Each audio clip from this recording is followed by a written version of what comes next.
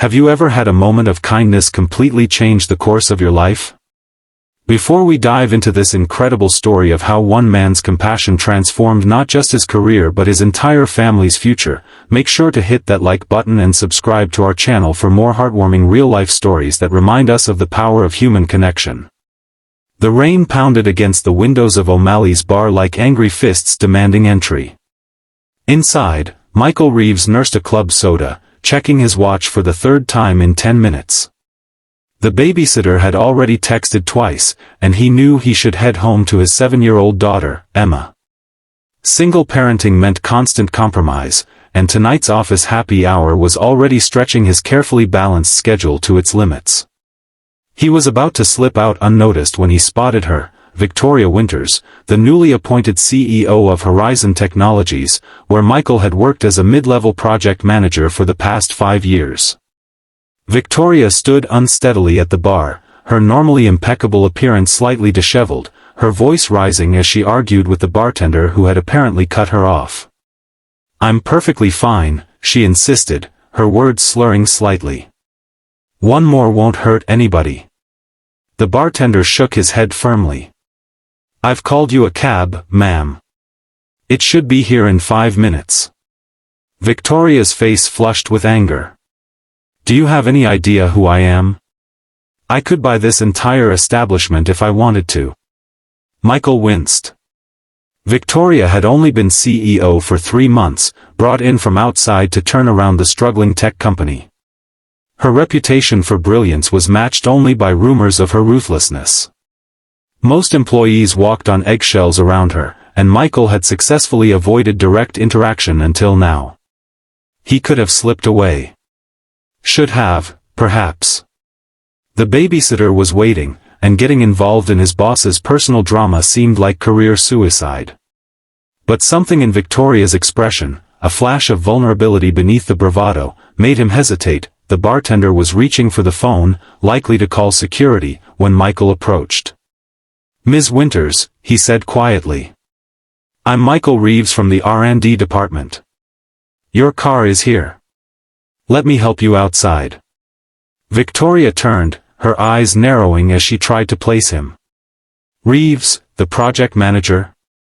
"That's right," Michael replied, gently guiding her toward the door with a reassuring nod to the bartender. "Let's get you home safely." Outside, the rain had intensified. There was no cab in sight. Victoria swayed slightly, and Michael instinctively steadied her with a hand on her elbow. "Where's the car?" she demanded, blinking against the raindrops. Michael made a split-second decision. "There's been a slight delay. My car is just down the block. I can drive you home." Victoria stared at him for a long moment, her expression unreadable. Then, to his surprise, she nodded. "Fine. But if you tell anyone about this, you're fired," she said, attempting her usual authoritative tone but undermined by a slight hiccup. Michael's ancient Honda Civic was a far cry from Victoria's usual luxury transportation. Empty juice boxes and Emma's forgotten sweater occupied the back seat. He hastily cleared the passenger seat of coloring books and granola bar wrappers. "Sorry about the mess," he mumbled.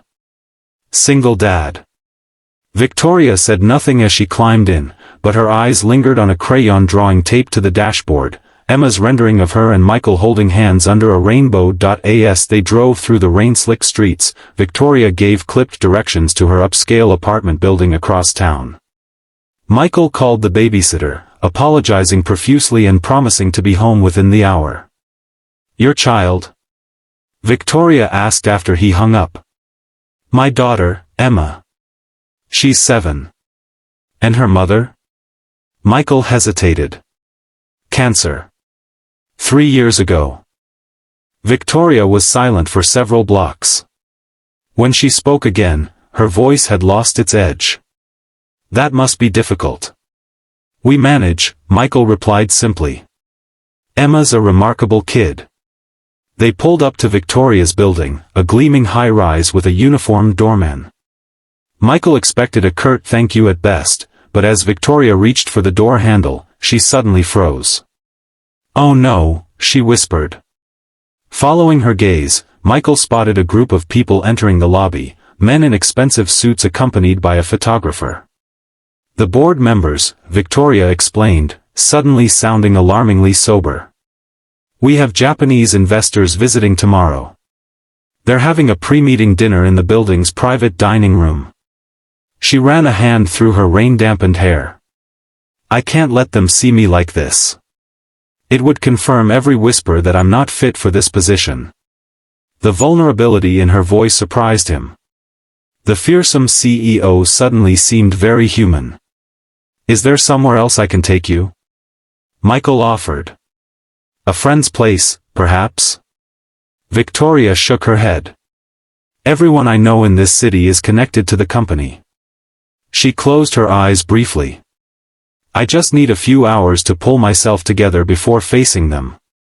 Michael hesitated, then made another impulsive decision. You can come to my place. It's not fancy, but it's quiet. You can rest, clean up, and I can bring you back later when the coast is clear. Victoria stared at him with an intensity that made him uncomfortable. Why are you helping me? It was a fair question. Michael shrugged. Because everyone needs help sometimes. After a moment's consideration, Victoria nodded. All right. But this arrangement remains between us.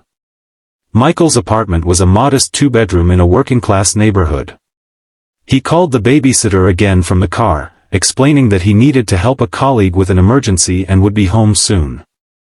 As they entered the apartment, Emma came running, her dark curls bouncing. She stopped short at the sight of Victoria. Who are you? She asked with a child's directness. This is Ms. Winters, Michael explained. She works with Daddy.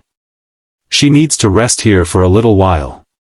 Emma studied Victoria with curious eyes. Are you sick? You look like when Daddy had the flu. Your eyes are all puffy. Victoria seemed momentarily at a loss for words. Michael quickly intervened, thanking and paying the teenage babysitter from next door before turning back to his daughter. It's past your bedtime, sweetheart. Let's get you tucked in. But I want to show Ms. Winters my science project. Emma protested. Another time, perhaps, Michael said gently.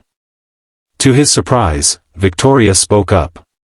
I'd like to see it, actually. If it's quick. Emma beamed, dashing to her room and returning with a shoebox diorama of the solar system. It's for the science fair next week. Daddy helped with the structure, but I painted all the planets myself. Victoria knelt to examine the project, her designer skirt pooling around her on the worn carpet. This is impressive work. Your Jupiter has exactly the right coloration. Emma's face lit up. Astronomy is my favorite. Daddy takes me to the planetarium on free admission days. Michael watched in amazement as his intimidating boss engaged his daughter in a detailed discussion about the outer planets. Victoria's words were still slightly slurred, but her knowledge was evident, and Emma was clearly enchanted. After Emma finally went to bed, Michael showed Victoria to the bathroom, providing a clean towel and an oversized t-shirt and sweatpants that had belonged to his late wife. They might be more comfortable than your work clothes, he explained awkwardly. Victoria accepted them with a nod. Thank you. While she cleaned up, Michael made strong coffee and prepared the sofa with a pillow and blanket for himself. He would give Victoria his bedroom for the few hours she needed to recover. When she emerged from the bathroom, makeup removed and dressed in the borrowed clothes, she looked younger, more vulnerable. The fearsome CEO was nowhere to be seen. The coffee should help, Michael said, handing her a mug. And there's aspirin if you need it. Victoria accepted the coffee, her fingers brushing his. Why are you being so kind? I've seen your performance reviews. I know I've been hard on your department. Michael considered his answer carefully. You're doing your job. The company needed a turnaround, and you're making tough decisions. That doesn't mean you don't deserve basic human decency when you're in trouble. Victoria studied him over the rim of her mug. Most people would have enjoyed seeing me taken down a notch. I'm not most people. No, she agreed quietly. You're not. They talked for nearly an hour. As the alcohol's effects diminished, Victoria revealed glimpses of herself beyond the corporate persona. She spoke of the pressure of being one of the few female CEOs in the industry, of the constant scrutiny and the loneliness of leadership. Michael shared stories of balancing single parenthood with his career ambitions, of the daily challenges and unexpected joys. Emma seems remarkable, Victoria commented. She is, Michael agreed. She's the reason I keep going on the hardest days. Victoria's expression grew distant. I always thought I'd have children someday. Then suddenly I was 40 with a corner office and no personal life to speak of. It's never too late, Michael offered. Victoria gave him a sad smile. Some sacrifices can't be undone. Around midnight, Victoria declared herself sufficiently recovered to return to her apartment. The board dinner would be long over, and she could slip in unnoticed. The drive back to her building was quiet but comfortable. When Michael pulled up to the entrance, Victoria turned to him. Thank you, Michael. Your discretion tonight won't be forgotten. He nodded. Get some rest, Ms. Winters. Tomorrow's a new day. She hesitated, then added, Victoria. When we're not at the office, you can call me Victoria. Michael watched until she safely entered the building, then drove home, expecting that by morning, their unusual evening would be tacitly erased from corporate memory.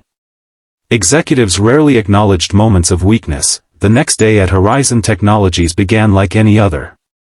Michael arrived early, helped himself to coffee from the break room, and settled in to review the week's project timelines. He had just opened his email when his phone rang. Mr. Reeves, this is Diane from the executive floor. Ms. Winters would like to see you in her office immediately. Michael's stomach dropped. Perhaps Victoria had reconsidered the wisdom of having a subordinate witness her vulnerability. Maybe she'd decided he was a liability after all. The executive floor was a world away from Michael's modest cubicle. Glass walls, modern art, and hushed conversations created an atmosphere of rarefied importance. Victoria's assistant, a poised woman with an impenetrable expression, led him to the corner office with its sweeping city views. Victoria stood by the window, impeccably dressed in a tailored suit, her hair and makeup flawless. No trace remained of the disheveled woman from O'Malley's bar. Michael, she said, turning to face him. Thank you for coming up. Of course, Ms. Winters. She gestured to a chair. Please, sit down. Michael perched on the edge of the seat, bracing himself for whatever was coming. I've been reviewing the organizational structure, Victoria began, her tone professional. Particularly in relation to our upcoming expansion into educational technology. Michael nodded, confused by this unexpected topic. Your background in both technology and education makes you uniquely qualified to lead this initiative, she continued. I'd like to offer you the position of Director of Educational Technologies, effective immediately. Michael stared at her, speechless. The position represented a 2-level promotion and a substantial salary increase. I don't know what to say, he stammered. Say yes, Victoria replied, the faintest smile touching her lips. Unless you have reservations about the role? No reservations, Michael assured her quickly. But may I ask why me? There are others with more seniority. Victoria's expression softened almost imperceptibly. Last night, I saw something rare in this industry, genuine compassion without expectation of reward. That's exactly the quality we need leading a division focused on children's educational needs. She paused. This isn't about last night, Michael. This is about recognizing the right person for a critical role. But they both knew it wasn't entirely true. Something had shifted between them, a mutual recognition that transcended the usual corporate hierarchy. There's one more thing, Victoria added. The position involves some international travel. I understand that might be complicated with your daughter. Michael nodded. Single parenting had limited his career options for years. We've arranged for flexible scheduling and family accommodation for necessary trips, Victoria continued. Your daughter, Emma, correct, should never be an obstacle to your career advancement. Michael felt a lump form in his throat. Thank you. That's incredibly thoughtful. Victoria maintained her professional demeanor, but her eyes conveyed something more personal. We'll announce the promotion this afternoon. My assistant will provide the details. She extended her hand. Congratulations, Director Reeves. As Michael shook her hand, she added quietly, and thank you, Michael. Not just for last night, but for reminding me why we do what we do. It's never just about the bottom line. In the weeks that followed, Michael's life transformed. The promotion brought not only financial security but also the flexibility he'd always needed for Emma. Victoria proved to be a demanding but fair superior, pushing him to excel while respecting his family obligations. 3 months after that rainy night, Michael was working late in his new office when Victoria appeared in his doorway. Still here? She asked. Emma's at a sleepover, Michael explained. Thought I'd get ahead on the quarterly projections. Victoria nodded, then seemed to come to a decision. I have tickets to the planetarium's new exhibit opening tonight. Emma mentioned it was her favorite place. She hesitated. Perhaps you both would like to join me sometime. For educational research purposes, of course. Michael recognized the olive branch for what it was, not just a professional courtesy, but a genuine attempt at connection. Emma would love that, he replied. And so would I. Victoria's smile was small but real. Good. It's a date, professionally speaking, of course. As she turned to leave, Michael called after her. Victoria? She paused, looking back. Sometimes the most important connections in our lives come from the moments we're least proud of, he said quietly. I'm glad you didn't pretend to forget. Her expression softened. Some things are worth remembering, Michael. Even the difficult parts. That night marked the beginning of a new chapter, not just for Michael's career, but for 3 people who discovered that sometimes family forms in the most unexpected circumstances, and that a single act of kindness can open doors no one knew existed. 1 year later, as Michael watched Emma and Victoria huddled together over a telescope on the balcony of what was now their shared home, he marveled at how completely his life had changed because he'd chosen compassion over convenience on a rainy night at O'Malley's bar. If you've been touched by this story of how kindness can transform lives in unexpected ways, please hit that like button and subscribe to our channel. Remember, the smallest acts of compassion can create ripples that change everything. Share your own stories of life-changing moments in the comments below, and join our community of believers in the power of human connection.